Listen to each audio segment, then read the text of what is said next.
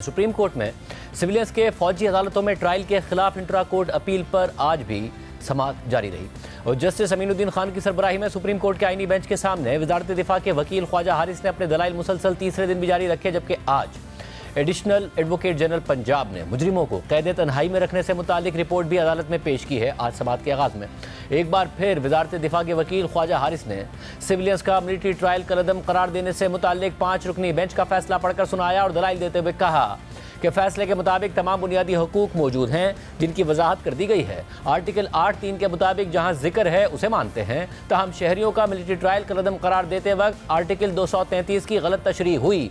5 रुकनी larger bench ने बुनियादी हुकूक मुअत्तल होने का तासुर लिया। बुनियादी हुकूक माजी में इमरजेंसी की सूरत में मुअत्तल हुए थे। जस्टिस मोहम्मद अली मजहर ने इस पर रिमार्क देते हुए कहा कि बुनियादी हुकूक मुअत्तल होने के लिए इमरजेंसी होना ज़रूरी है। ये मामला मुख्तलिफ है कि ट्रायल हो सकता है या नहीं। परवेज़ मुशर्रफ के दौर में अपील का हक ना देकर हुकूक मुअत्तल हुए थे। ख्वाजा हारिस ने कहा कि आर्टिकल 233 का फौजी अदालतों के केस से कोई ताल्लुक नहीं था। आर्टिकल 233 को आर्टिकल 8(5) की तशरीह दुरुस्त साबित करने के लिए छेड़ा गया।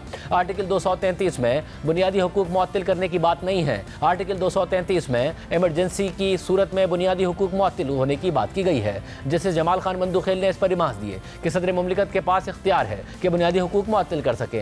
एग्जीक्यूटिव सदर मुमलिकत के ऑर्डर पर अमल दरामद कराती है। ये तमाम इख्तियारात एग्जीक्यूटिव के हैं, तो कोई और कैसे इस तरह के मामला देख सकता है।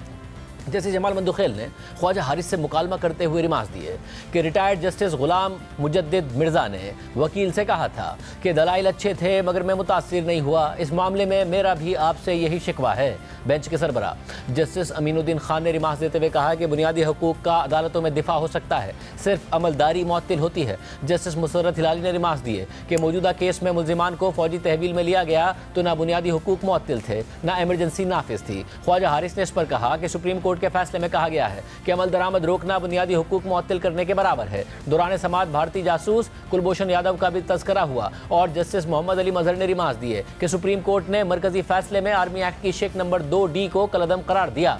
आर्मी एक्ट की इस शिक को कलअदम करार देने से मजमूई असर क्या होगा? क्या अब कुलभूषण जैसे मुल्क दुश्मन जासूस का केस मिलिट्री कोर्ट्स में चल सकता है? ख्वाजा हारिस ने जवाब दिया कि सुप्रीम कोर्ट के फैसले के बाद मुल्क दुश्मन जासूस का भी मिलिट्री कोर्ट्स में ट्रायल नहीं हो सकता। जस्टिस जमाल खान मंदुखेल ने इस मरहले पर सवाल उठाया कि हम अपने प्रोसिक्यूशन के निज़ाम को मजबूत क्यों नहीं कर रहे। जस्टिस हसन अजहर रिजवी ने रिमार्क दिए कि GHQ पर पहले भी एक हमला हुआ जिसमें शहादतें हुई। कराची में एक दहशतगर्दी की कार्रवाई में एक तैयारे को तबाह कर दिया गया और शहादतें हुई। उन वाक़यात में फौजी तनसीबात पर हमले हुए, शहादतें हुई। ये तमाम मुकदमात कहाँ चलाए गए? तैयारा साजिश केस में एक आर्मी चीफ बैरूनी दौरे पर थे, उनके जहाज़ को हाईजैक करने की कोशिश की गई। इस पर जैसे जमाल खान मंदुखेल ने जवाब रिमार्क देते हुए कहा कि वो महज इल्ज़ाम था। जस्टिस मुसर्रत हिलाली ने रिमार्क दिए कि यह केस मिलिट्री कोर्ट्स के वजूद का नहीं बल्कि इख्तियार समाअत का केस है। कौन सा केस मिलिट्री कोर्ट्स में चलेगा, कौन सा नहीं चलेगा, ये तफरीक कैसे की जाती है? जस्टिस नईम अख्तर अफगान ने ख्वाजा हारिस से मुकालमा करते हुए रिमार्क दिए कि आप सवालात की भरी हुई बास्केट लेकर जा रहे हैं, एक बास्केट में मेरा सवाल भी ले जाएं। 9 मई के वाक़यात में 103 मुल्जिमान के खिलाफ मिलिट्री कोर्ट्स में केस चला, बाकी केसेस इंसदाद दहशतगर्दी की अदालतों में चल रहे हैं। ये तफरीक कैसे की गई? कौन सा केस मिलिट्री कोर्ट्स में जाएगा, कौन सा केस इंसदाद दहशतगर्दी अदालतों में जाएगा? मुल्जिमान को फौज की तहवील में देने का इंसदाद दहशतगर्दी की अदालतों का तफसीली फैसला कहाँ है?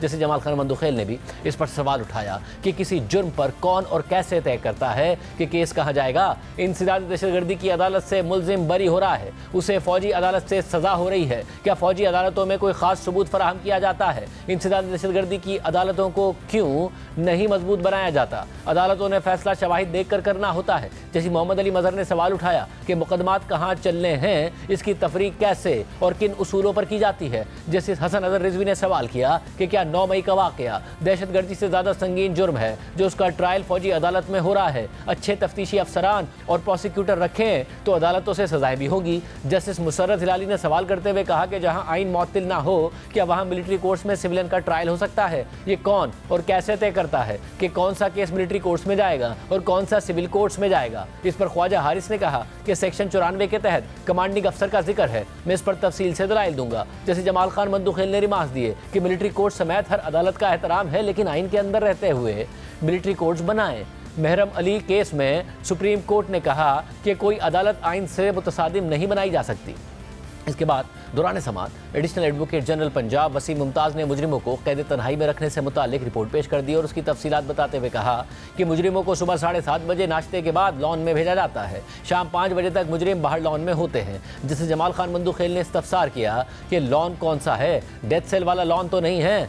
एडिशनल एडवोकेट जनरल पंजाब ने जवाब दिया कि नहीं सर, ये वो वाला लॉन नहीं जो आपने देखा हुआ है। जेल में टक शॉप भी है, कॉफ़ी वगैरह भी पी सकते हैं। कैदियों को घर से मैट्रेस और कंबल तक लाने की इजाज़त है। जैसे मुसर्रत हिलाली ने रिमार्क्स दिए कि आपने गलत बयानी की तो हम जेल इस्लाहात कमेटी से भी रिपोर्ट मंगवा लेंगे। इस पर एडिशनल एडवोकेट जनरल पंजाब ने कहा कि मुझे 30 साल प्रैक्टिस करते हो गए हैं, मैं क्यों झूठ बोलूँगा। जैसे मुसर्रत हिलाली ने जवाब में कहा कि मैं भी एडिशनल एडवोकेट जनरल रह चुकी हूँ, हुकूमत को सपोर्ट करना पड़ता है। हसन नियाजी के वालिद हफीजुल्लाह नियाजी ने अदालत को बताया कि कैदियों को मरकजी जेल से बहुत दूर रखा हुआ है। इस पर जस्टिस अमीनुद्दीन ने रिमार्क्स दिए कि हम जेल सिक्योरिटी मामलात में मुदाखलत का कोई हुक्मनामा जारी नहीं करेंगे। सेशन जज जेल का दौरा करके अदालत में रिपोर्ट दाखिल कराएं। वकील सलमान अकबर राजा ने इस मरहले पर कहा कि सजा याफ्ता कैदियों को अपील के वकालतनामे के लिए वकील से मिलने की इजाज़त नहीं दी जा रही। जस्टिस मोहम्मद अली मजहर ने इस पर रिमार्क्स दिए कि जेल मैनुअल के तहत वकालतनामे पर दस्तखत का हक सबको हासिल है। वकालतनामे की इजाज़त पर किसने इनकार किया, नाम बताएं। किसका वकालतनामा लेकर गए और किसने इजाज़त नहीं दी, उसका नाम बताएं। वकील सलमान अकबर राजा ने बताया कि सजा याफ्ता कैदी ब्रिगेडियर रिटायर्ड जावेद अकबर के वकालतनामे पर दस्तखत नहीं करने दिए गए। जेल हुक्काम को इस हवाले से अदालत हुक्म जारी करे। जस्टिस अमीनुद्दीन खान ने रिमार्क्स दिए कि हमने सेशन जज को कह दिया है कि कोई मसला हो तो आप इनसे रुजू कीजिए। हम सजा याफ्ता मुल्जिमान से मुताल्लिक कोई ऑर्डर नहीं दे सकते। हमें सबकी सिक्योरिटी अजीज़ है। वकालतनामे पर दस्तखत की सहूलत ना मिलने समेत कोई शिकायत है तो मुतल्लिका डिस्ट्रिक्ट एंड सेशन जज से रुजू करें। इसके बाद वकील फैसल सिद्दीकी ने कहा कि ख्वाजा हारिस ने नैब तरामीम में 6 माह दलाइल दिए थे। ख्वाजा हारिस तो टेस्ट मैच खेलते हैं। जैसे जमाल खान मंदूखेल ने इस पर सवाल किया कि क्या आप T20 खेलना चाह रहे हैं। जैसे अमीनुद्दीन खान ने रिमार्क्स दिए कि हम इसीलिए केस की रोज़ाना बुनियादों पर समाअत कर रहे हैं। इसके बाद समाअत कल तक के लिए मुलतवी कर दी गई। वज़ारत दिफा के वकील ख्वाजा हारिस दलाइल जारी रखेंगे।